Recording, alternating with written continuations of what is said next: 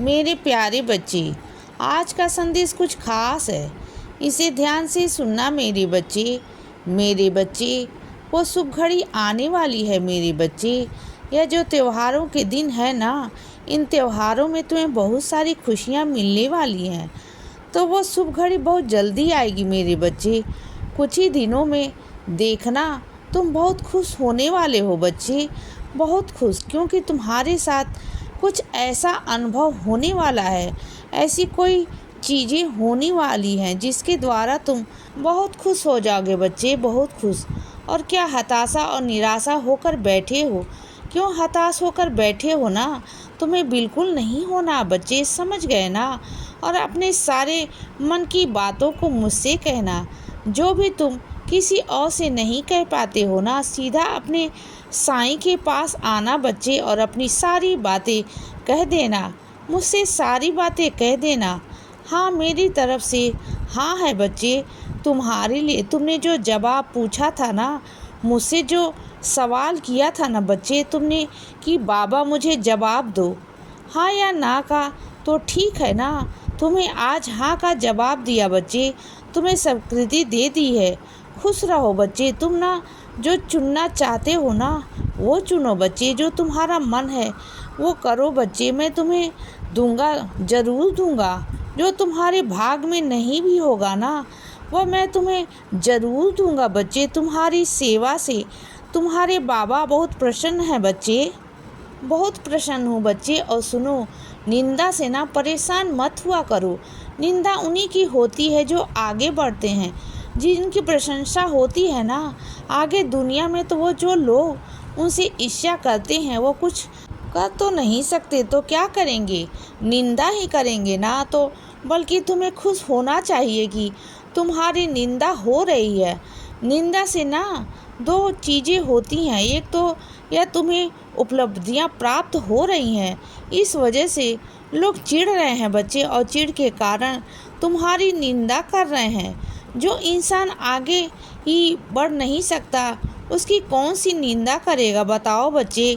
निंदा तो उसी की होती है ना जो आगे बढ़ने की काबिलियत होता है बच्चे, जिसके अंदर कुछ खास बातें होती हैं, जो गुण होते हैं बच्चे, वह तुम्हारे अंदर है। तुम्हारे अंदर वो खास चीज़ें हैं बच्चे, जिसके कारण तुम्हारे अंदर इतनी काबिलियत है कि तुम इतना आगे चले जाते हो। और दूसरा मेरे बच्चे, अगर कोई तुम्हारी निंदा करता है ना, तो यह समझ लो तुम्हारे पाप धुल रहे हैं। जो तुम्हारे अशुभ कर्म है ना, वह तो तुम्हें काटने पड़ते हैं, लेकिन अब ना वो निंदा कर रहे हैं ना, अब वो तुम्हारे पापों को वैसे ही धो रहे हैं बच्चे अपनी जीभा से।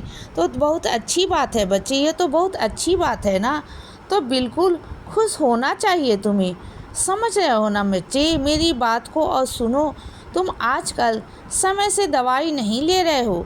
जो दवाइयाँ तुम्हारी लिखी गई थी ना, उन दवाइयों में तुम लापरवाही कर रहे हो बच्चे। क्यों कर रहे हो बताओ बच्चे? दवाइयों पे लापरवाही बिल्कुल भी मत करो। तुम जानते हो ना तुम्हारे जान का खतरा हो सकता है, फिर क्यों कर रहे हो बच्चे ये सब कुछ? अगर दवाइयाँ ख़त्म भी हो जाती हैं ना, तो ख़त्म होने से पहले ही एक दिन पहले उसे लेकर आओ बच्चे। तुम जानते हो ना, अगर एक भी दिन तुम दवाई नहीं खाओगे तो कितनी दिक्कत होगी बच्चे, तुम्हारी कितनी परेशानी हो सकती है। देखो, ये चीज़ें दूसरों के लिए नहीं है, खुद के लिए है। खुद को जब तक नहीं चलाओगे, शरीर को नहीं चलाओगे, तो कैसे कर पाओगे बच्चे बताओ? मैं नहीं कहता कि दूसरों के लिए कुछ करो, लेकिन कम से कम खुद के पाँव से तो इतना खड़े हो पाओगे ना कि खुद से अपने लिए कुछ कर पाओ बच्चे। समझ रहे हो ना बच्चे मेरी बात को?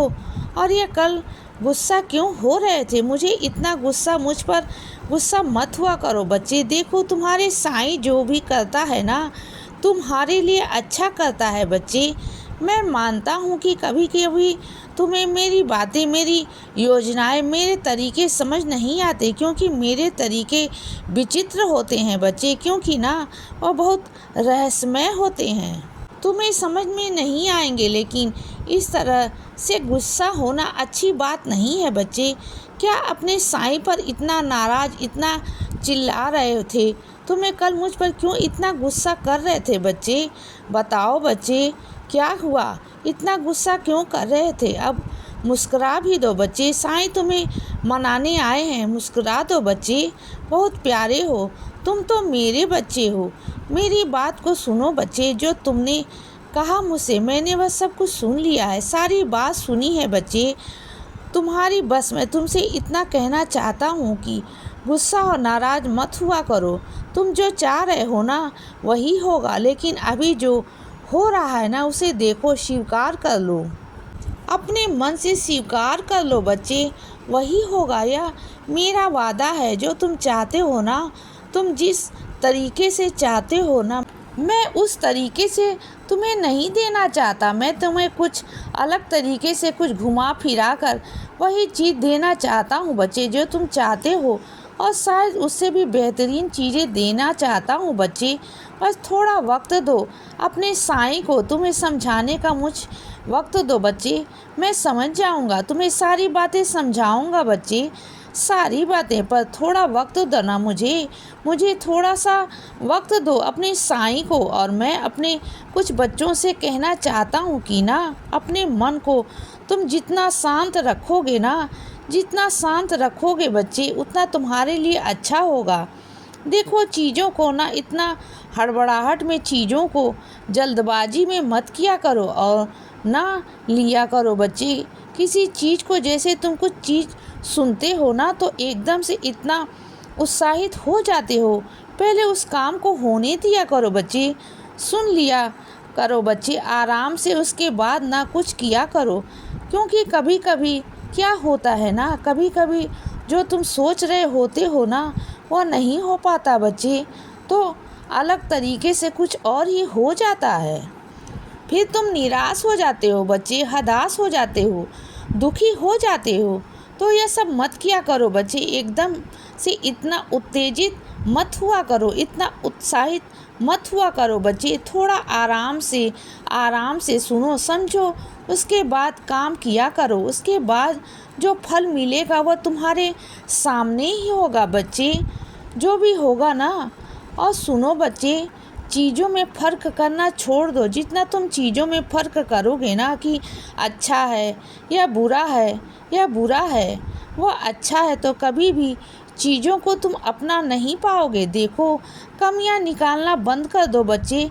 जिस दिन तुम चीज़ों में कमियां निकालना बंद कर दोगे ना, उस दिन वही चीज़ें तुम्हें बहुत अच्छी लगेंगी बच्चे। क्योंकि देखो, कोई चीज़ हो या कोई इंसान हो, हर एक इंसान में कोई ना कोई कमी होती है बच्चे। इसीलिए बच्चे सदा खुश रहो और हमेशा मुस्कुराते रहो। मेरा आशीर्वाद हमेशा तुम्हारे साथ है बच्चे। अब रात हो गई है मेरे बच्चे, अब सो जाओ। शुभ रात्रि।